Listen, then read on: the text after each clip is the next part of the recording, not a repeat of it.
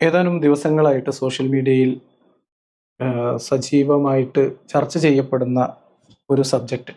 Doctor Ayisha Muhammad എന്ന് പറയുന്ന ഒരു മുസ്ലിം സഹോദരി, അവര് അവരുടെ കുടുംബജീവിതവുമായി ബന്ധപ്പെട്ട് നേരിട്ടുകൊണ്ടിരിക്കുന്ന ഒരു പ്രയാസത്തെക്കുറിച്ച് അവർ തന്നെ കുറച്ചധികം ദിവസമായിട്ട് സോഷ്യൽ മീഡിയയിൽ അവരുടെ സ്വന്തം ഇൻസ്റ്റഗ്രാം പേജിൽ അവരുടെ ദുരനുഭവങ്ങളും അവരുടെ പ്രശ്നങ്ങളും പറഞ്ഞു കേൾക്കുന്നുണ്ട്. അപ്പോൾ അത് അവരുടെ പ്രശ്നങ്ങൾ എന്താണെന്ന് അവർ പറയുന്നത് നമുക്കൊന്ന് കേൾക്കാം.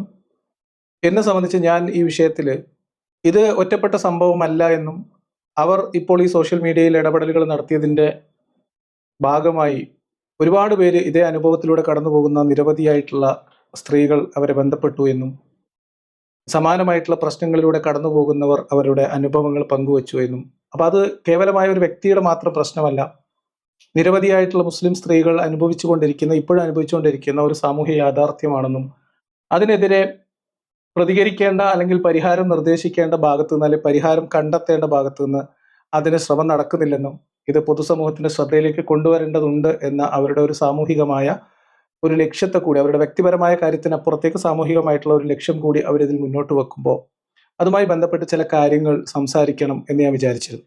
എന്നാൽ അതിനേക്കാളും വേഗത്തിൽ ഈ കാര്യങ്ങൾ സംസാരിക്കണം എന്ന് എനിക്ക് തോന്നാനുണ്ടായ കാരണം, ഈ പ്രശ്നങ്ങളൊക്കെ അവരവരുടെ സോഷ്യൽ മീഡിയയിൽ പറയുമ്പോൾ അവർക്ക് നേരെ വരുന്ന അധിക്ഷേപ സ്വരങ്ങൾ ഏകദേശം ഒരു പാറ്റേണിലുള്ളതാണ്. ആ പാറ്റേൺ അല്ലെങ്കിൽ ആ ഒരു മനോഭാവം എങ്ങനെയാണ് തൻ്റെ അവകാശങ്ങൾക്ക് വേണ്ടി സംസാരിക്കുന്ന ഒരു സ്ത്രീയോട് മുസ്ലിം സമൂഹത്തിലെ ഒരു വിഭാഗം മനുഷ്യർക്ക് ഉണ്ടായി വരുന്നത്, അതിൻ്റെ റീസൺ എന്താണ്, അത് നമുക്ക് നോക്കേണ്ടതുണ്ട്. ഈ വിഷയവുമായി ബന്ധപ്പെട്ട്, ഈ സബ്ജക്റ്റുമായി ബന്ധപ്പെട്ട, ഈ പർട്ടിക്കുലർ കേസുമായി ബന്ധപ്പെട്ട വ്യക്തികളെയോ സംഭവങ്ങളെ കുറിച്ച് എനിക്ക് കൃത്യമായ വ്യക്തിപരമായ അറിവില്ല. അതേ സമയത്ത് ഒരു പൊതുസമൂഹത്തിന് മുമ്പിൽ ഒരു സ്ത്രീ തൻ്റെ ഭർത്താവ് തന്നോട് അനീതി കാണിച്ചു എന്നും അതിന് ഒരു പരിഹാരം ആവശ്യപ്പെട്ടുകൊണ്ട് ഭർത്താവിൻ്റെ വീട് പുതിയതായിട്ട് ആ ഭർത്താവ് മറ്റൊരു കല്യാണം കഴിച്ചു എന്നും ആ കല്യാണം കഴിച്ച മഹല്ല് അതുമായി ബന്ധപ്പെട്ട സമൂഹത്തിലുള്ള അറിയപ്പെടുന്ന മീൻസ് ഇതിന് ബന്ധപ്പെട്ട ആളുകളൊക്കെ ആയിട്ട് ബന്ധപ്പെട്ടിട്ടും ഒരു പരിഹാരം കാണാത്തത് കൊണ്ടും ഇവർക്ക് അവകാശപ്പെട്ട ഒരു മാന്യമായിട്ടുള്ള വിടുതൽ ഈ വിവാഹ ബന്ധത്തിൽ നിന്ന് നൽകാത്തത് കൊണ്ടും ഭർത്തൃ വീട്ടിൻ്റെ പടിക്കൽ ബാനർ കെട്ടി സമരമിരിക്കേണ്ടി വന്ന ഒരു മുസ്ലിം സ്ത്രീയുടെ അവസ്ഥ, അത് നമ്മളോട് പറയുന്ന, അപ്പം ഞാൻ ഇത്ര നേരം ബഹുഭാര്യത്വം എങ്ങനെയാണ് ഇവരൊക്കെ ന്യായീകരിക്കുന്നത് എന്നും എന്താണ് ഇവരുടെ വൈവാഹിക ജീവിതത്തിലെ വൈകാരികമായിട്ടുള്ള ഒരു നിലപാട്, അവരുടെ വൈകാരികമായിട്ടുള്ള ഒരു ബോധം എന്താണ് എന്നൊക്കെ ഒരു ചെറിയൊരു വിവരണം തന്നതിന് ശേഷം നമ്മൾ ഈ വിഷയത്തിലേക്ക് പോകുമ്പോൾ മനസ്സിലാക്കേണ്ടത്, ഇത്തരത്തിലൊരു പ്രശ്നം അനുഭവിക്കുന്ന ഒരു മുസ്ലിം സ്ത്രീ മാന്യമായ രീതിയിൽ അതിനൊരു പരിഹാരം അവർക്ക് ലഭിക്കാത്തതിൻ്റെ സാമൂഹികമായ കാരണം നമ്മൾ ഇത്ര നേരം കണ്ട ഒരു മാനസികാവസ്ഥയാണ്. ഇത്തരം പ്രഭാഷണങ്ങൾ കേട്ട് വളർന്ന ഈ സഹോദരിയുടെ പുതിയാപ്പിളയായാലും ഈ പുതിയാപ്പിളയുടെ വീട്ടിലുള്ള മറ്റു ആണുങ്ങൾ ഒക്കെ ഈ പ്രശ്നം ഉണ്ടാവും. അതുകൊണ്ട് തന്നെ തൻ്റെ ആവശ്യങ്ങൾക്ക് വേണ്ടി, അവകാശങ്ങൾക്ക് വേണ്ടി ഒരു സ്ത്രീ തെരുവിലേക്ക് ഇറങ്ങേണ്ടി വരിക എന്ന് പറയുന്ന ഒരു അവസ്ഥ ഉണ്ടാകുമ്പോഴും മുസ്ലിം ഉമ്മത്തിലെ വീരപുരുഷന്മാർ കണ്ട ഭാവം നടിക്കാതിരിക്കുക ആണ് ചെയ്യുന്നത്. ഇപ്പോൾ ഈ പറയപ്പെടുന്ന ഈ UA അസോസിയേഷന്റെ സ്ത്രീ വിരുദ്ധത ആരെങ്കിലും പ്രവർത്തിക്കുന്നുണ്ടെങ്കിൽ അതിൽ ഇസ്ലാമിൽ പങ്കില്ല എന്ന് പറയുന്നത് ഈ സാഹചര്യത്തിൽ, ഈ പശ്ചാത്തലത്തിലാണ്. അപ്പൊ അതുകൊണ്ട് ഇതിലെ ധാർമ്മികമായിട്ടുള്ള ഒരു പ്രശ്നം, അതിൻ്റെ മൗലികമായിട്ടുള്ള മതത്തിന്റെ ഉത്തരവാദിത്തം, പങ്ക്, അത് വെളിവാക്കുകയാണ് നമ്മളിവിടെ ചെയ്യുന്നത്. അതുമാത്രമല്ല, ഇത്തരത്തിൽ പ്രശ്നങ്ങൾ അനുഭവിക്കുന്ന സഹോദരിമാർ ഇതിന് ശാശ്വതമായ ഒരു പരിഹാരത്തിന് വേണ്ടിയിട്ടുള്ള ശ്രമം നടത്തുമ്പോൾ അതിന് ഒരു ധാർമ്മികമായിട്ടുള്ള പിന്തുണ നൽകുക എന്ന ഒരു ഉദ്ദേശം കൂടിയുണ്ട്. വ്യക്തിപരമായിട്ട് ഞാൻ ഇവരുമായിട്ട് ബന്ധപ്പെടുകയോ ഇവരുടെ ആരുടെങ്കിലുമായിട്ട് ബന്ധപ്പെടുകയോ ഈ കേസിന്റെ വിശദാംശങ്ങളിലേക്ക് പോവോ ഒന്നും ചെയ്തിട്ടില്ല. ഇവർ പറയുന്ന കാര്യങ്ങളും ജനറൽ ആയിട്ടുള്ള ഇൻഫർമേഷനും, നമ്മൾ ഇത്ര നേരം സംസാരിച്ച വിഷയവും, ഇനി നമ്മൾ അവസാനത്തിൽ സംസാരിക്കാൻ പോകുന്ന മുജാഹിദ് ബാലുശ്ശേരിയുടെ തന്നെ മറ്റൊരു ക്ലിപ്പുണ്ട്. അപ്പൊ ഇതെല്ലാം കൂടി നമ്മളോട് പറയുന്ന ചില കാര്യങ്ങളുണ്ട്. ഇത് പൊതുസമൂഹം വളരെ സജീവമായി ചർച്ചയാക്കേണ്ടുന്ന വിഷയമാണ്. അതെന്താണ് അവരുടെ അനുഭവം എന്ന് അവർ പറയട്ടെ, അത് നമുക്ക് കേൾക്കാം. ഞാനിത് ആദ്യമായിട്ട് ശ്രദ്ധിക്കുന്നത് ഒരു റീൽസാണ്, ഒരു ഇൻസ്റ്റഗ്രാം റീലിൽ നിന്നാണ്. പിന്നീടാണ് ഈ വാർത്ത എൻ്റെ ശ്രദ്ധയിൽ വരുന്നത്. ഇത് ന്യൂസ് മലയാളം റിപ്പോർട്ട് ചെയ്തിട്ടുള്ളൊരു വാർത്താ റിപ്പോർട്ടിംഗ്. കഴിഞ്ഞ 12 ദിവസങ്ങളിലായി ഈ കാണുന്ന ഭർത്താവിന്റെ വീടിന് മുന്നിൽ സമരമിരിക്കുന്നത് 10 വയസ്സുകാരിയായിട്ടുള്ള മകളുമായിട്ടാണ്. കഴിഞ്ഞ ഇത്രയധികം ദിവസങ്ങളായി ഇവരുടെ തുടരുന്നത്. ഭർത്താവ് താനറിയാതെ രണ്ടാമതൊരു വിവാഹം കഴിക്കുകയും അത് നിയമപരമായും മതപരമായിട്ടുള്ള നടപടികൾ പൂർത്തീകരിക്കാതെ അത്തരത്തിലൊരു വിവാഹം കഴിക്കുകയും തനിക്ക് ആവശ്യമായിട്ടുള്ള മറ്റ് അതിന്റെ നിയമപരമായ നടപടികൾ പൂർത്തീകരിക്കാതെയും കുഞ്ഞിന്റെ സുരക്ഷിതത്വം ഉറപ്പുവരുത്താതെയുമാണ് ഇത്തരത്തിലൊരു നടപടി ഉണ്ടായത്. അതിന് മഹല്ല് കമ്മിറ്റി അടക്കം ആ കാര്യങ്ങൾക്ക് വേണ്ടി കൂട്ടുനിന്നു എന്നുള്ളതാണ് അവർ ആരോപിക്കുന്നത്. ഇത് സ്വാഭാവികമായിട്ടുള്ള ഒരു പ്രശ്നം എന്താ വെച്ചാൽ, ഇസ്ലാമിനകത്ത് പുരുഷന്മാർക്കാണ് മഹല്ല് കമ്മിറ്റിയുടെ പിന്തുണ ഉണ്ടാവുക. പലപ്പോഴും മുസ്ലിം പെൺകുട്ടികൾക്ക് അല്ലെങ്കിൽ മുസ്ലിം സ്ത്രീകൾക്ക് തൻ്റെ വീട്ടിൽ നിന്നുള്ള പുരുഷന്മാരുടെ പോലും പിന്തുണ കിട്ടാൻ സാധ്യത വളരെ കുറവാണ്. പ്രത്യേകിച്ച് ഈ നേരത്തെ നമ്മൾ കണ്ട തരത്തിലുള്ള മതബോധം പേറുന്ന ആളുകളെ സംബന്ധിച്ച് സ്വതന്ത്രമായി ഇത്തരം ഒരു പ്രശ്നത്തെ അഭിമുഖീകരിക്കാൻ ഒരു സ്ത്രീ തീരുമാനിച്ചാൽ അവർക്ക് പിന്തുണ കിട്ടാൻ സാധ്യത വളരെ കുറവാണ്. സ്വന്തം വീട്ടിൽ നിന്ന് കിട്ടാത്തതിന്റെ കാരണം ഇത് തന്നെയാണ്. ഇപ്പൊ ഇവർക്ക് സ്വന്തം വീട്ടിൽ നിന്ന് പിന്തുണ കിട്ടുന്നില്ല എന്ന് ഞാൻ പറയല്ല, എനിക്ക് ഇവരുടെ വ്യക്തിപരമായിട്ടുള്ള കാര്യങ്ങൾ അറിയില്ല. ഞാൻ പറയുന്നത് പൊതുവിൽ ഉള്ള ഒരു സമീപനം. ഇപ്പോൾ നമ്മളെ നാട്ടിലുള്ള ഏതൊരു പ്രശ്നത്തിലും സ്ത്രീകളെ അവരെ നിയന്ത്രിച്ച് അവരെ കൺട്രോൾ ചെയ്ത് അവരെ പഴി പറഞ്ഞ് അവരെ ചീത്ത വിളിച്ച് അവരങ്ങനത്തെ ആയതുകൊണ്ടാണ് അവരിങ്ങനത്തെ, ഇതാണ് ഒരു പൊതു സമീപനം. കാരണം പുരുഷനാണ് സമൂഹത്തിന് ഉമ്മത്തിന്റെ അസത്ത് എന്ന് പറയുന്നത്. സത്യത്തിൽ അതന്നെയാണ്. ഉമ്മത്തിന്റെ സ്വത്തായിട്ട് ഉമ്മത്ത് കാണുന്നത് പുരുഷന്മാരെയാണ്. അതുകൊണ്ട് ഒരു പ്രശ്നം, ഒരു വിവാഹ ബന്ധത്തിൽ ഒരു പ്രശ്നം ഉണ്ടായാൽ സമൂഹത്തിന്റെ പൊതു പിന്തുണ കിട്ടുക, പ്രത്യേകിച്ച് കാര്യങ്ങളൊക്കെ വ്യക്തമായും സ്പഷ്ടമായും സ്ഫുടമായും നല്ല മലയാളത്തിൽ ശുദ്ധ മലയാളത്തിലൊക്കെ കാര്യങ്ങൾ എഴുന്നേറ്റ് നിന്ന് പറയാൻ കെൽപ്പുള്ള ഒരു സ്ത്രീ ആണെങ്കിൽ ഉറപ്പായിട്ടും ആ സ്ത്രീക്ക് എതിരായിട്ടായിരിക്കും സമൂഹത്തിലെ ഭൂരിപക്ഷം നിൽക്കുക. സമൂഹം മീൻസ് സമുദായം, ഉമ്മത്ത്, പ്രത്യേകിച്ച് ഉത്തരവാദിത്തപ്പെട്ട ആളുകൾ. കാരണം അവർക്കൊരു സ്ത്രീ നേർക്കുനേർ വന്ന് ഇങ്ങനെ അവനവന്റെ കാര്യം പറയുന്നൊന്നും അംഗീകരിക്കാൻ പറ്റില്ല. ഭാര്യയും ഭർത്താവും തമ്മിലുള്ള പ്രശ്നം ഒത്തുതീർപ്പാക്കാൻ വന്നാൽ, അതിൽ ഇടപെടാൻ വന്നാൽ, പള്ളി കമ്മിറ്റിയിൽ നിന്ന് തലമുതിർന്ന 3-4 ആൾക്കാരും കുടുംബത്തിലത്തെ 3-4 അമ്മമാരും പെണ്ണിന്റെ ഭാഗത്തുനിന്നും ചെറുക്കന്റെ ഭാഗത്തുനിന്നും പിന്നെ ചെറുക്കനും കുത്തിരുന്നിട്ടാണ് വർത്താനം. സ്ത്രീ ഇല്ല അവിടെ, സ്ത്രീക്ക് അവിടെ പ്രത്യേകിച്ച് റോളൊന്നുമില്ല. അങ്ങനെ സ്ത്രീ എഴുന്നേറ്റ് നിന്ന് സംസാരിക്കാൻ തുടങ്ങിയാൽ അത് പ്രശ്നമാണ്. അതുകൊണ്ട് സമൂഹത്തിന്റെ പൊതുവായിട്ടുള്ള പിന്തുണ കിട്ടില്ല. അതാണ് അതിൻ്റെ ഒരു അവസ്ഥ. ഇത് പരസ്പരം ബന്ധപ്പെട്ടാണ് കിടക്കുന്നത്. നമുക്ക് അതിനകത്ത് വരാം. എങ്ങനെയാണ് മുസ്ലിം പുരുഷന്മാർക്കിടയിൽ സ്ത്രീകളോടുള്ള ഒരു കാഴ്ചപ്പാട് രൂപപ്പെടുത്താൻ വേണ്ടി മുജാഹിദ് പണ്ഡിതന്മാരുൾപ്പെടെ ഏറെക്കുറെ എല്ലാ മുസ്ലിം പണ്ഡിതന്മാർക്കുള്ള പൊതുവായ കാഴ്ചപ്പാട്. ചിലർ പച്ചക്ക് പറയും, ചിലർ പച്ചക്ക് പറയില്ല. ഞാൻ നേരത്തെ പറഞ്ഞ ഒരു വിവരക്കേടും ഉളുപ്പില്ലായ്മയും ഒരുമിച്ച് വരുന്ന ചില ആൾക്കാരെ അത് പച്ചക്കനെ വിളിച്ചു പറയും. അങ്ങനത്തെ ഒരു ഭാഗം ഞാൻ നിങ്ങളെ കേൾപ്പിച്ചു തരാം.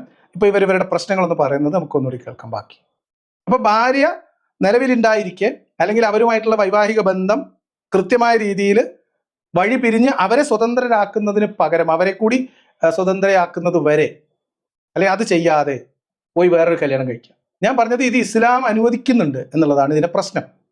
അതാണ് അതിന്റെ മൂല കാരണം.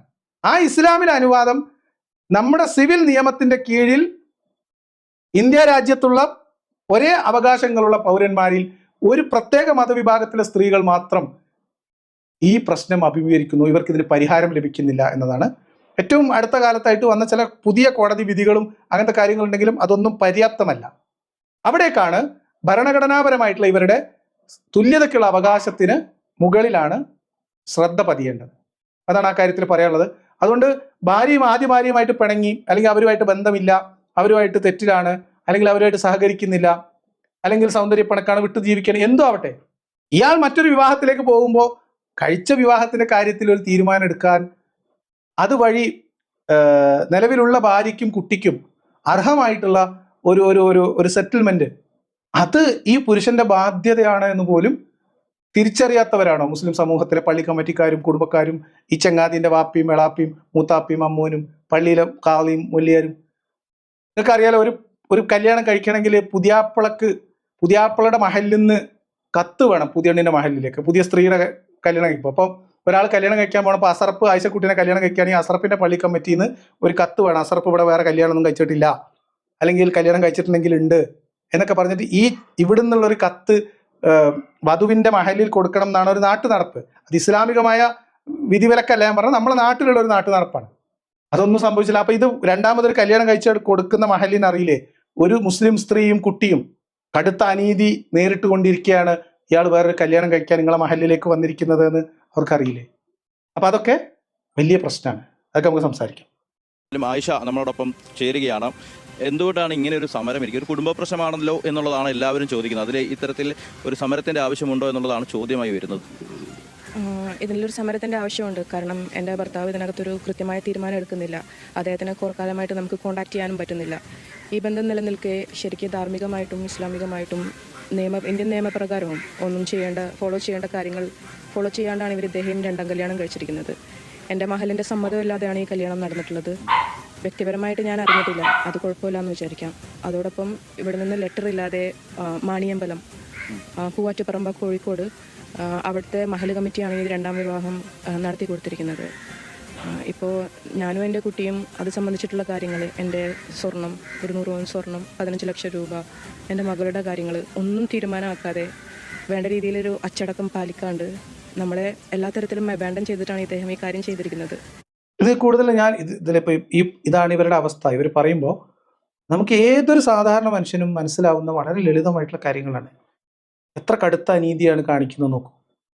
ഞാൻ പറയുന്നത്, ഇവർ പറയുന്നത് മതപരമായ അല്ലെങ്കിൽ ഇന്ത്യൻ നിയമം അനുസരിച്ചിട്ടുള്ള നിബന്ധനകൾ പാലിക്കാതെ എന്ന് പറയുന്നത് ബഹുഭൂരിപക്ഷം ആളുകളും ധരിച്ചു വച്ചിരിക്കുന്നത് ഇങ്ങനെയൊക്കെ ചില ഉത്തരവാദിത്തങ്ങൾ സ്ത്രീകളോട് ഇസ്ലാമിക കാഴ്ചപ്പാടിൽ പുരുഷന്മാർക്ക് ഉണ്ടെന്നാണ്. അതില്ല. ഇന്ത്യൻ നിയമത്തിലും ആദ്യ ഭാര്യയുടെ വിവാഹത്തിന് ആദ്യ ഭാര്യയുടെ സമ്മതം വേണമെന്നില്ല എന്നാണ് ഞാൻ മനസ്സിലാക്കുന്നത്. ആദ്യ ഭാര്യയുടെ അറിവോ സമ്മതമോ, ആദ്യ ഭാര്യയുമായിട്ടുള്ള വിവാഹബന്ധത്തിന്റെ പൂർണ്ണമായിട്ടുള്ള നിയമപരമായിട്ടുള്ള വേർപിരിയലോ, ഇതൊന്നും മുസ്ലിം പുരുഷന് ഇന്ത്യയിൽ ബാധകമല്ല എന്നുള്ളതാണ് ഇതിൽ ഏറ്റവും പ്രധാനമായിട്ടുള്ള പ്രശ്നം. ഇസ്ലാമിൽ ബാധകമേ അല്ല. ഇന്ത്യൻ നിയമത്തിന്റെ കീഴിൽ പോലും മുസ്ലിം സ്ത്രീകൾക്ക് ഈ ഒരു അവകാശ നിഷേധം, അവർ വാസ്തവത്തിൽ അങ്ങനെയൊക്കെ ഒരു അവകാശം ഉണ്ട്, അല്ലെങ്കിൽ അങ്ങനെയൊക്കെ ഒരു ബാധ്യത പുരുഷന് നിയമപരമായിട്ട് അത്തരം ചില ലീഗൽ ഒബ്ലിഗേഷൻസ് ഉണ്ട് എന്ന് വിചാരിക്കുന്നതാണ്. തെറ്റാണ്. അങ്ങനെ ഒരു സംരക്ഷണം മുസ്ലിം സ്ത്രീകൾക്ക് ദൗർഭാഗ്യവശാൽ ഇല്ല. അത് നിർബന്ധമായിട്ട് ഉണ്ടാവേണ്ടതാണ്. ഞാൻ പറയുന്നത്, ഈ പ്രവൃത്തി ഇപ്പം ഒരു മുസ്ലിം അല്ലാത്ത ഒരു ഹിന്ദുവോ ക്രിസ്ത്യനോ ആണ് ഈ കാര്യം ചെയ്തിട്ടുള്ളതെങ്കിൽ അത് ക്രിമിനൽ കുറ്റമായിട്ടാണ് കാണുന്നത് എന്നാണ് എൻ്റെ ഒരു മനസ്സിലാക്കൽ. അപ്പൊ കടുത്ത വിവേചനം ഈ വിഷയത്തിൽ മുസ്ലിം സ്ത്രീകൾ അനുഭവിക്കുന്നുണ്ട്. ഇതുമായി ബന്ധപ്പെട്ട് ഇത് മാത്രമല്ല, മുസ്ലിം സ്ത്രീകൾ അനുഭവിക്കുന്ന ഇത്തരം വിവേചനങ്ങളുമായി ബന്ധപ്പെട്ട് സുപ്രീം കോടതിയിൽ പല കേസുകൾ നിലനിൽക്കുന്നുണ്ട്. വിവാഹമോചനത്തിന് വേണ്ടി വേറെ സ്ത്രീക്ക് തന്നെ ഭർത്താവിനെ ഉപേക്ഷിക്കാനുള്ള സാഹചര്യം, ഭർത്താവിനെ ഡിവോഴ്സ് ചെയ്യാനുള്ള സാഹചര്യം കുല എന്ന നിയമത്തിന്റെ അടിസ്ഥാനത്തിൽ കേരള ഹൈക്കോടതിയിൽ നിന്നുള്ള ഒരു ഉത്തരവുണ്ട്. അത്തരം നിയമപരമായിട്ടുള്ള വളരെ പരിമിതമായിട്ടുള്ള ചില കാര്യങ്ങൾ മാത്രമേ ഉള്ളത്. പക്ഷേ ഒരു തുല്യമായിട്ടുള്ള ഒരു പരിഗണന ലഭിക്കുന്ന രീതിയിൽ മാന്യമായിട്ടുള്ള ഒരു എന്താ പറയുക, ഒരു പിരിഞ്ഞു പോക്കിനുള്ള അവസരം പോലും മുസ്ലിം സ്ത്രീകൾക്ക് ഇത്തരം അവസരങ്ങൾ ലഭിക്കുന്നില്ല എന്ന ഒരു വസ്തുത നമ്മളെല്ലാവരും മനസ്സിലാക്കുകയും അതിന് പറ്റാവുന്ന രീതിയിൽ ശബ്ദമുയർത്തുകയും ഇത്തരം പ്രശ്നങ്ങൾ അനുഭവിക്കുന്നവർക്ക് ധാർമ്മികമായും നിയമപരമായിട്ടുള്ള പിന്തുണ നൽകാൻ കഴിയുന്നവർ നൽകുകയും വേണം എന്നാണ് എൻ്റെ ഒരു അഭിപ്രായം. അതിൻ്റെ കേസിൻ്റെ മേറിട്ട് ഇപ്പോൾ അവർ തമ്മിലുള്ള പ്രശ്നം എന്താണോ, അവർ തമ്മിലുള്ള പിണക്കം എന്താണോ, അവർ തമ്മിൽ അകൽച്ചയ്ക്ക് കാരണം, ഇതൊന്നും നമ്മൾ ബാധിക്കുന്ന പ്രശ്നമല്ല. ഞാൻ പറയുന്നത്, എന്ത് തന്നെ ആയാലും ഈ ഒരു പ്രശ്നം എന്ന് പറയുന്നത് സാമൂഹികവും നിയമപരവുമായിട്ടുള്ള അവകാശത്തിൻ്റെ പ്രശ്നമാണ്. ഇത് കടുത്ത അനീതിയാണ്. അപ്പം ഇത്തരം പ്രശ്നങ്ങൾ അനുഭവിക്കുന്ന സ്ത്രീകൾ, ഇപ്പം ആയിഷ മുഹമ്മദിനെ പോലെയുള്ള ആളുകൾ, അവർക്ക് ഇത് തുറന്നു വന്ന് പറയാനുള്ള ഒരു ധൈര്യമുണ്ട് എന്ന് മനസ്സിലാക്കാം. അവർക്ക് ജോലി ഉണ്ടെന്ന് മനസ്സിലാക്കുന്നു. അവർ ഡോക്ടറാണ്.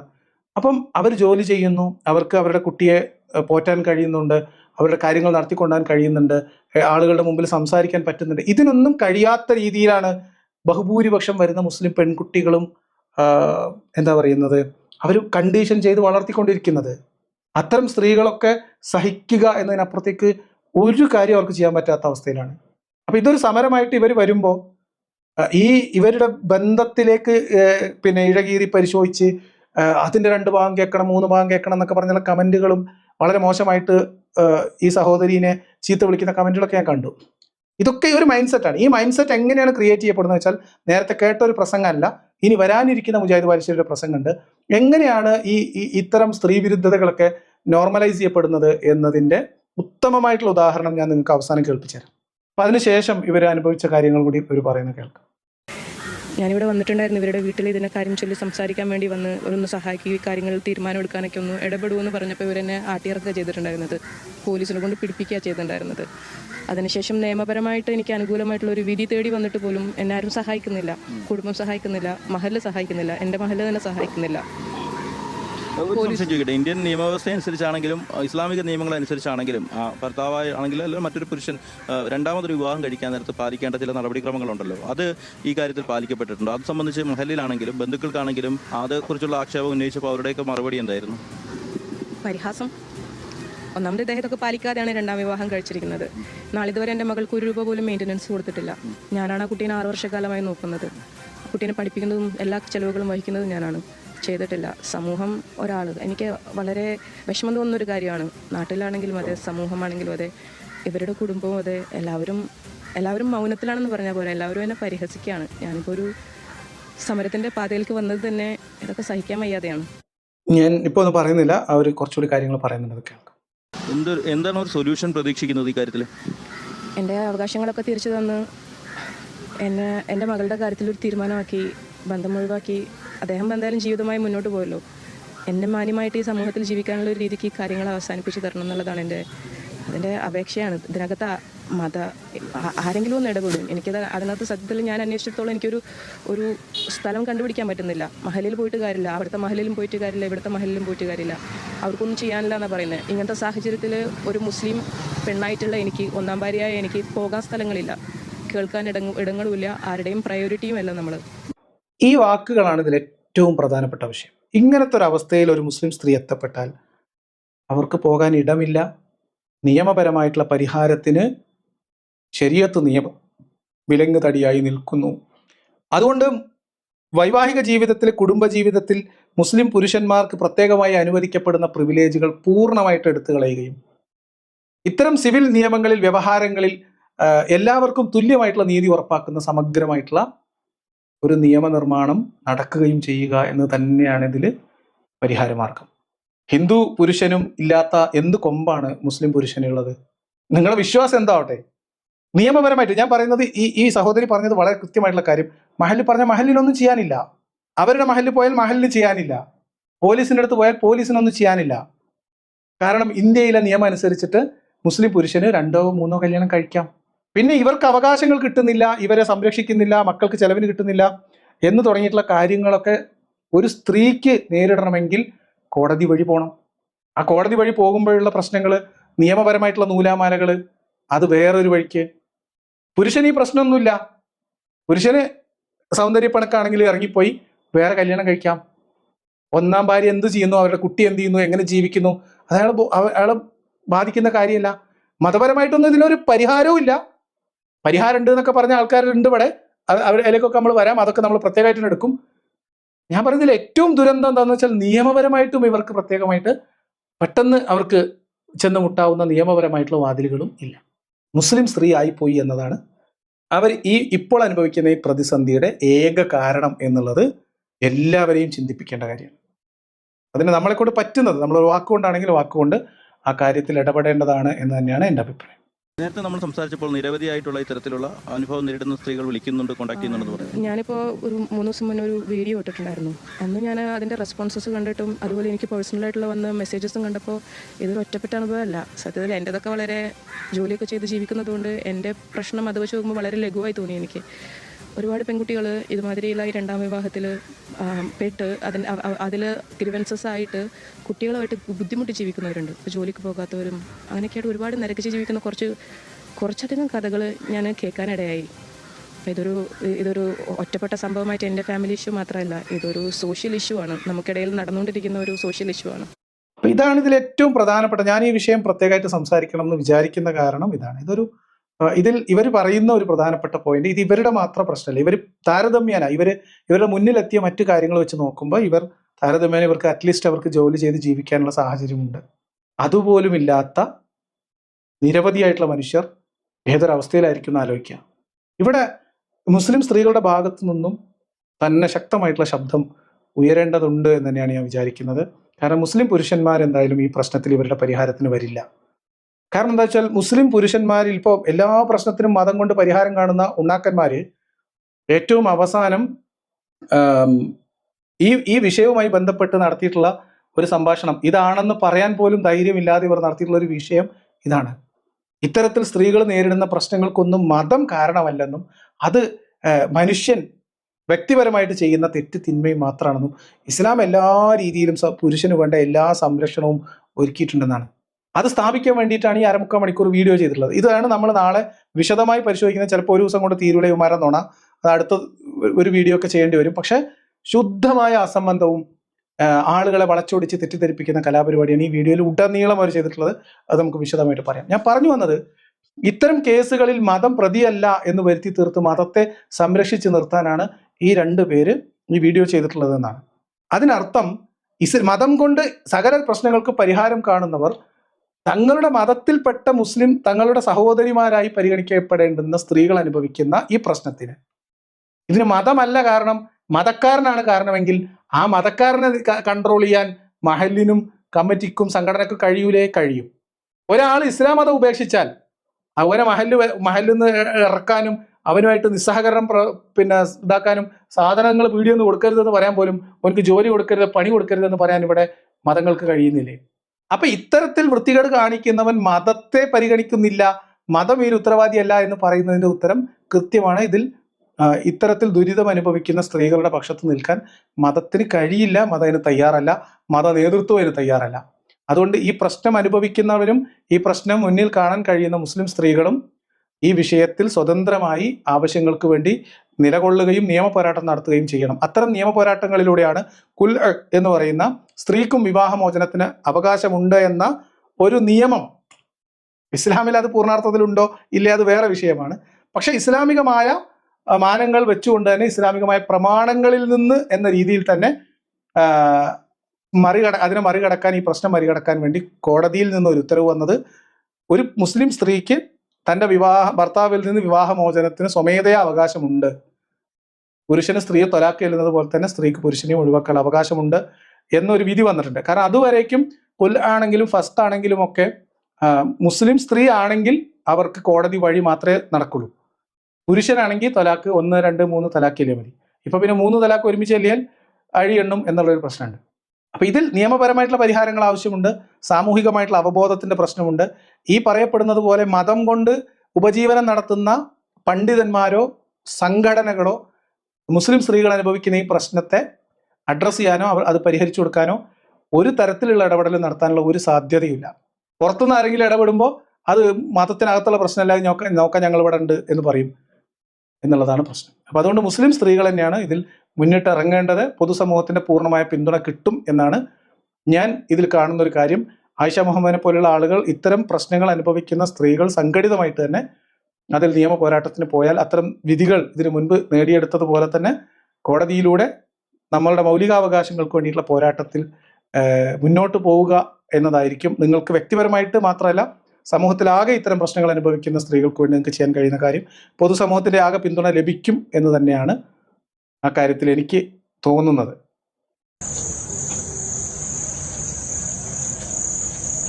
ഇത് അവരുടെ 2 ഷോർട്ട് വീഡിയോസ് ആണ്, റീൽസ് ആണ്, നിങ്ങൾ കാണുക. ഞാൻ അതിനകത്ത് ഇടയിലൊന്നും പറയുന്നു.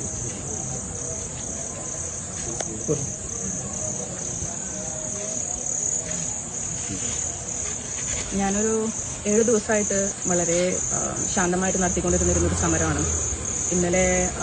ഇന്ന് രാവിലെ മുതൽ ഇവരെന്താ ചെയ്തതെന്ന് വെച്ചാൽ ഗേറ്റ് പൂട്ടി എന്നെ പുറത്താക്കിയിരിക്കുകയാണ്. ഉച്ചയ്ക്ക് മുതൽ ഞാൻ ആ കസ്റ്റഡിയിലാണ്, പുറത്തിരിക്കുകയായിരുന്നു. വൈകുന്നേരം ആയപ്പോൾ ഇപ്പം ഇങ്ങനൊരു ബാനറൊക്കെ ഇട്ടിട്ട് സമരം ഒന്നും കൂടെ കടുപ്പിക്കാൻ തന്നെയാണ് ഉദ്ദേശിച്ചിരിക്കുന്നത്. ഇത് നീതി കിട്ടേണ്ട കാര്യമാണ്. എനിക്ക് തോന്നുന്നില്ല എനിക്ക് വേണ്ടി ഞാൻ തന്നെ സംസാരിക്കണം, അതല്ലാതെ ആരും സംസാരിക്കുമെന്ന് എനിക്ക് തോന്നുന്നില്ല. തരുമ്പ് പിന്നോട്ടേക്കില്ല, ഇത് ഞാൻ മുന്നോട്ടേക്ക് തന്നെയാണ്. നീതി കിട്ടും വരെ പൊരുതുകയും ചെയ്യും. ഞാനൊരു സമരത്തിലാണ്. ഇന്നേക്ക് 12 ദിവസമാവുന്നു ഞാൻ ആ സമരം തുടങ്ങിയിട്ട്. 2 ഉദ്ദേശങ്ങളാണ് ആ സമരത്തിനുള്ളത്, 2 ആവശ്യങ്ങളാണ് എനിക്കുള്ളത്. ആദ്യം നമുക്ക് ഉദ്ദേശത്തിനെ കുറിച്ച് സംസാരിക്കാം. എൻ്റെ ഭർത്താവ് ഡോക്ടർ അലി അബ്ദുൽ ലത്തീഫ്, അദ്ദേഹം ഈ വിവാഹബന്ധം നിലനിൽക്കെ എന്നെ എൻ്റെ മകളെയും ഒരു അപഹാസ്യ കഥാപാത്രമായി സമൂഹത്തിൻ്റെ മുന്നിൽ നിർത്തിയിട്ട് വേറെ കല്യാണം കഴിച്ചിട്ടുണ്ട്. കോഴിക്കോട് നിന്നാണ് കല്യാണം കഴിച്ചിരിക്കുന്നത്. ആ കല്യാണം നടത്തിക്കൊടുത്ത മഹലും എൻ്റെ മഹലും നമ്മുടെ ജീവിതം ഇങ്ങനെയായതിന് കൃത്യമായിട്ടുള്ള ഒരു വിശദീകരണം തരിക. അതല്ലെങ്കിൽ ഇതുമായി റിലേറ്റഡ് ആയിട്ടുള്ള ആരാണെന്നുണ്ടെങ്കിലും ഇതിലൊരു വിശദീകരണം തരിക. രണ്ടാമത്തെ ആവശ്യം, എൻ്റെ ഭർത്താവിൻ്റെ വീട്ടിൽ കയറി താമസിക്കാനായി എനിക്ക് ചാവക്കാട് മജിസ്ട്രേറ്റ് കോടതിയിൽ നിന്നും ഒരു ഓർഡർ കിട്ടിയിട്ടുണ്ട്. അതായത് അവിടെ കയറി താമസിക്കാൻ അർഹതയുണ്ടെന്ന് പറഞ്ഞിട്ട് SHOക്ക് കൃത്യമായ ഡയറക്ഷൻ കൊടുത്തിട്ടുള്ള ഒരു ഓർഡർ കിട്ടിയിട്ടുണ്ട്. നമുക്ക് ആ ഓർഡർ കംപ്ലൈ ചെയ്യാനായിട്ട് പറ്റുന്നില്ല. എന്തുകൊണ്ടാണ്? എൻ്റെ ഭർത്താവിൻ്റെ വീട്ടുകാർ വാതിൽ പൂട്ടി, ആദ്യം വാതിൽ പൂട്ടി, പിന്നെ കറണ്ട് കട്ടാക്കി, പിന്നെ വെള്ളം കട്ടാക്കി, ഒരു സമയത്തിൽ അവർ ഗേറ്റും പൂട്ടിയിട്ടുണ്ടായിരുന്നു. ഒരു തരത്തിലും എന്നെ അവിടെ കയറ്റില്ല എന്നുള്ളൊരു വാശി പുറത്ത് നിൽക്കുകയാണ്. ഇതിനകത്തൊരു തീരുമാനം ഉണ്ടാക്കുക. ഇത് രണ്ടാണ് എൻ്റെ സമരത്തിൻ്റെ ഉദ്ദേശം. എൻ്റെ ആവശ്യം, എൻ്റെ ഭർത്താവ് അദ്ദേഹത്തിൻ്റെ പഠനത്തിന് വേണ്ടി എൻ്റെ ഉപ്പ കല്യാണ സമയത്ത് തന്നിട്ടുള്ള 100 പവൻ സ്വർണം, അതേപോലെ ആ കാലഘട്ടത്തിൽ പല തവണകളായി കൈപ്പറ്റിയിട്ടുള്ള 15 ലക്ഷം രൂപ, ഇതൊക്കെ വ്യക്തിപരമായ ആവശ്യങ്ങൾക്ക് എന്നിൽ നിന്നും അപഹരിച്ചിട്ടുള്ളതാണ്. ഇദ്ദേഹത്തിൻ്റെ പുതിയ ജീവിതവുമായിട്ട് മുന്നോട്ട് പോയ സാഹചര്യത്തിൽ അത് അദ്ദേഹത്തിൻ്റെ മുതലല്ലല്ലോ, എനിക്കത് തിരിച്ചു തരിക, മാന്യമായിട്ടുള്ള നഷ്ടപരിഹാരം അർഹിക്കുന്ന പോലെ എനിക്ക് തരിക. നാളിതുവരെ മെയിൻ്റനൻസ് ഒന്നും കൊടുക്കാതെ സൈഡാക്കി കൊണ്ടിട്ട് നടക്കുന്ന എൻ്റെ മകളെ വേണ്ട വിധത്തിൽ പരിഗണിച്ച് അവൾക്ക് വേണ്ടി അത് ചെയ്യുക. ഇതാണ് എൻ്റെ ഒന്നാമത്തെ ആവശ്യം. രണ്ടാമത്തെ ആവശ്യം ഇപ്പോൾ കഴിഞ്ഞ 1-2-3 ദിവസത്തിനകത്ത് ഞാൻ കൂട്ടിച്ചേർത്തിട്ടുള്ള ആവശ്യമാണ്. ഞാനൊരിക്കലും ഒരു പോസ്റ്റ് ഇട്ടപ്പോഴാണ് മനസ്സിലായത്, നമ്മുടെ സമൂഹത്തിൽ ഒരുപാട് മുസ്ലിം പെൺകുട്ടികൾ സമാന സാഹചര്യത്തിലൂടെ കടന്നു പോകുന്നുണ്ട്. ഇങ്ങനത്തെ രണ്ടാം കല്യാണങ്ങളിലൊന്നും നമ്മളെ കേൾക്കാൻ അവിടുത്തെ മഹലൂല, ഇവിടുത്തെ മഹലൂല. അത് ഞാൻ വ്യക്തിപരമായി അനുഭവിച്ചിട്ടുള്ളതാണ് കേട്ടോ. ഈ രണ്ടാം കല്യാണം നടത്തി കൊടുത്ത മഹലും അതിൽ റെസ്പോൺസിബിലിറ്റി ഏറ്റെടുക്കില്ല, നമ്മുടെ സ്വന്തം മഹലും റെസ്പോൺസിബിലിറ്റി ഏറ്റെടുക്കില്ല. ഈ അരാജകത്വം, ഈ സാഹചര്യങ്ങളൊക്കെ ഒന്ന് മാറണം. ഇതാണ് എൻ്റെ രണ്ടാമത്തെ ആവശ്യം. ഒരു പുരുഷന് ഒന്നിലധികം ഭാര്യമാരായിട്ട് ജീവിക്കാൻ അവകാശമുണ്ട്. ഉണ്ട്. അതെ, നമ്മുടെ വിശ്വാസത്തിൽ അങ്ങനെയാണ്, അങ്ങനെ തന്നെയാണ് എന്നാണ് പറയുന്നത്. ഏതെങ്കിലും ഭാഗം, ഒരുപാട് ഭാഗം കട്ടായെന്ന് എനിക്കറിയില്ല. എന്തായാലും ഈ ഓഡിയോസ് നിങ്ങൾ കേൾക്കുക എന്നുള്ളത് തന്നെയാണ്. നമ്മുടെ ഈ ഇന്ത്യയുടെ നിയമത്തിൽ അത് നടക്കും. ഇവിടെ ഇന്ത്യയുടെ നിയമം ശരിയാണ്, അത് ഇവിടെ ശരിയാത്ത നിയമപ്രകാരമാണ് നടക്കുന്നത്. ശരിയാത്ത നിയമത്തിൽ അങ്ങനെ വകുപ്പുണ്ട്. 4 കല്യാണം വരെ കഴിക്കാം. എത്ര കല്യാണം കഴിച്ചു?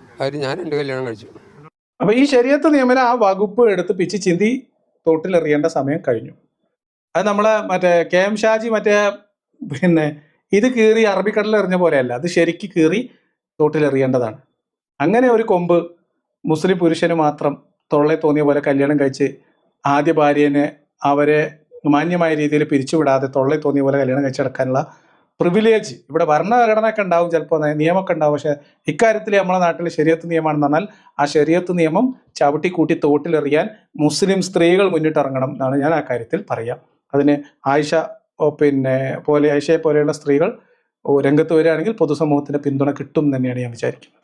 ഇസ്ലാം എത്ര സുന്ദരമായിട്ടാ ഇസ്ലാമിന്റെ സൗന്ദര്യം, എൻ്റെ സൗന്ദര്യമൊക്കെ നമുക്ക് ഇന്ന് കേൾക്കാം. ഞാൻ പറയുന്നത് ഇത്തരം ഈ നേരത്തെ നമ്മൾ സംസാരിച്ച ഈ വൃദ്ധനായ മനുഷ്യന്റെ ആ വാർദ്ധക്യത്തിൽ പോലും അദ്ദേഹത്തിനകത്ത് തിളച്ചു മറിയുന്ന സ്ത്രീ വിരുദ്ധമായ മതബോധം അതെത്ര വൃത്തികെട്ടതാണ് എന്ന് പോലും അയാൾക്ക് അറിയില്ല.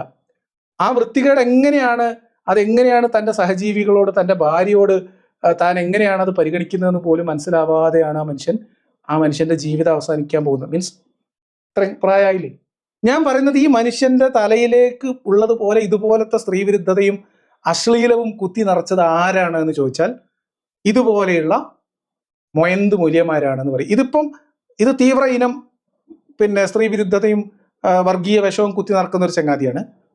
പണ്ട് കാലം മുതലുള്ള നാടൻ മൂല്യന്മാർ മുതൽ ഈ മോസ്റ്റ് മോഡേൺ മുജാഹിദുകൾ വരെ പറയുന്ന സ്ത്രീവിരുദ്ധത ഒരേ അളവിലുള്ളതാണ്.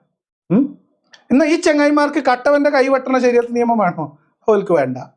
വ്യഭിചാരിയെ എറിഞ്ഞു കൊല്ലുന്ന ശരീഅത്ത് നിയമം വേണോ? വേണ്ട, അത് വേണ്ട.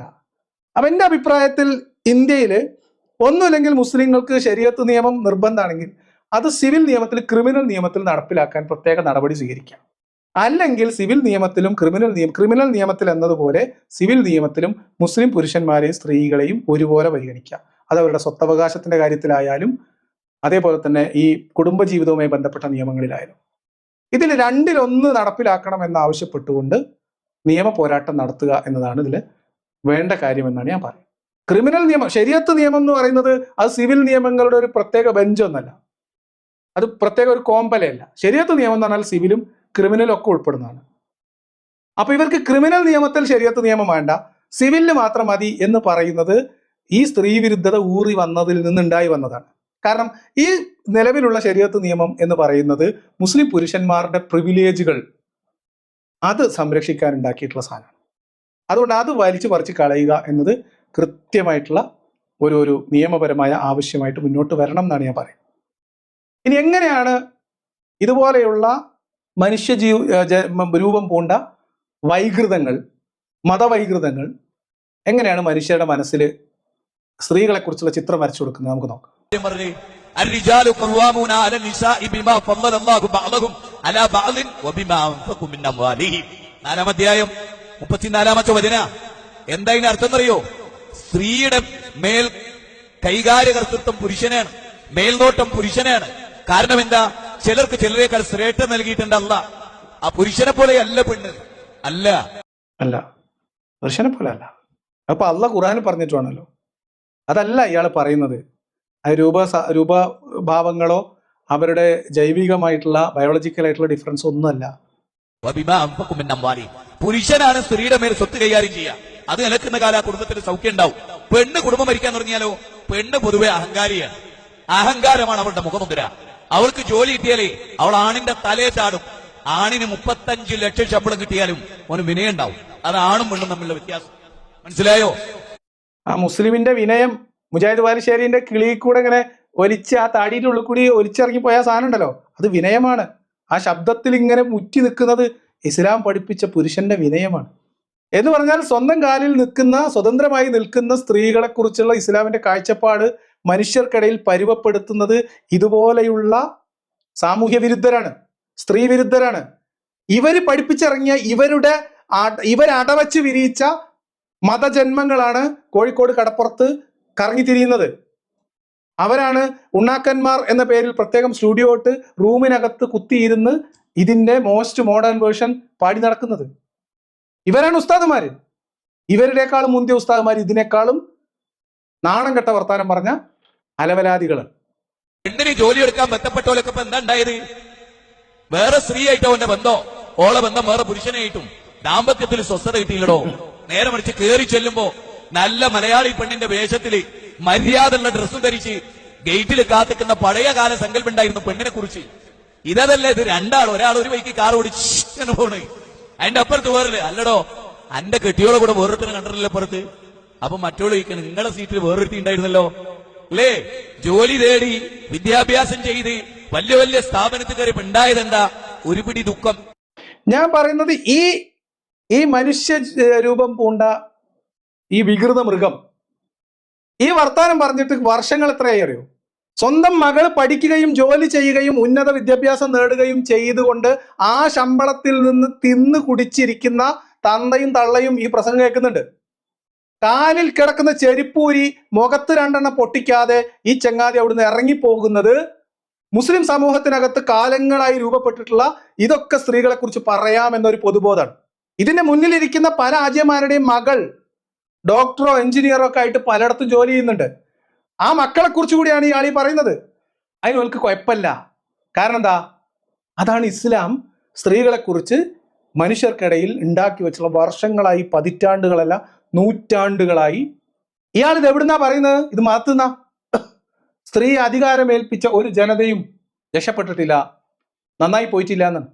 ഒന്ന് പറഞ്ഞ് സുഗന്ധം പൂശിയിട്ട് സ്പ്രേ അടിച്ചിട്ട് പുറത്തിറങ്ങുന്ന സ്ത്രീ വ്യഭിചാരിണിയാണ് എന്നാണ് ഇദ്ദേഹത്തിന്റെ നേതാവ് മുഹമ്മദ് നബി പറഞ്ഞിട്ടുള്ളത്. ഒന്ന് പറഞ്ഞ് രണ്ടാമത്തിന് സ്ത്രീകളെ വേശ്യകൾ എന്ന് പച്ചക്ക് വിളിക്കുന്ന ഒരു ഡസൻ ഹദീസ് ഞാൻ വേണമെങ്കിൽ എടുത്തത്. എന്ത് കാര്യത്തിന്? നമ്മുടെ നാട്ടിൽ ഇന്ന് ശരാശരി മുസ്ലിം പെൺകുട്ടികളും സ്ത്രീകളും ഉമ്മമാരും അവരുടെ ജീവിതത്തിന്റെ ഭാഗമായി ചെയ്യുന്ന പല കാര്യങ്ങളെക്കുറിച്ചും മുഹമ്മദ് നബി ഹദീസ് പറഞ്ഞിട്ട് അത് ചെയ്യുന്നവരൊക്കെ വേശ്യകളാണെന്നാണ്. ഇഷ്ടം പോലെ കാര്യം. ആ ബോധമാണ് ഇവർ ഇത്തരം വൃത്തികെട്ട വർത്താനങ്ങളിലൂടെ തന്റെ ജനതയ്ക്ക് അല്ലെങ്കിൽ തങ്ങളുടെ അനുയായികൾക്ക് പറഞ്ഞു കൊടുത്തോണ്ടിരിക്കും. ഇതാ നമ്മുടെ നാട്. അവിടെ മതം മനുഷ്യരെ പഠിപ്പിച്ച എന്താ? പെണ്ണ് കുലീനയാണ്, അമ്മയാകേണ്ടവളാണ്, ഉമ്മയാകേണ്ടവളാണ്, നല്ല ഭാര്യയാകേണ്ടവളാണ്, നാത്തൂനാകേണ്ടവളാണ്, മരുമകളാകേണ്ടവൾ. മനസ്സിലായോ? അങ്ങനെ പെണ്ണിന് ഒരുപാട് കാര്യങ്ങൾ നിർവഹിക്കാണ്ട്. അവിടെ കുടുംബത്തിന്റെ കടാവടക്ക. പൂമുഖവാതിൽക്കൽ സ്നേഹം വിടർത്തുന്ന പൂന്തിങ്കളാകുന്നു ഭാര്യ എന്ന് പാടാൻ കഴിയോ? പൂമുഖവാതിൽക്ക് കുറ്റിച്ചൂലുമേൽ മൂത്രമൊഴിച്ച് കാത്തിക്കുന്ന പെണ്ണ അന്നത്തെ കാലഘട്ടത്തിൽ. മനസ്സിലായോ? കുറ്റിച്ചൂലിൽ മൂത്ര ചാണകം തേച്ചിട്ട് മോന്തായത്ത് തേക്കേണ്ട പണിയാണ് ഇയാൾ ഈ പറയണത്. പക്ഷെ അത് മുസ്ലിം പുരുഷക്കൾക്ക്, ഇത് കേട്ടിരിക്കുന്നവർക്ക് ധൃതംഗ പുളിങ്കിതമായിട്ട് അവർ കേട്ടിരിക്കുകയാണ്. സ്വന്തം വീട്ടിൽ ഉമ്മാനെക്കുറിച്ചും പെങ്ങളെക്കുറിച്ചും ഭാര്യനെ കുറിച്ചും ഒക്കെയാണ് ഈ പറയണത്. ഒരു കുഴപ്പമില്ല.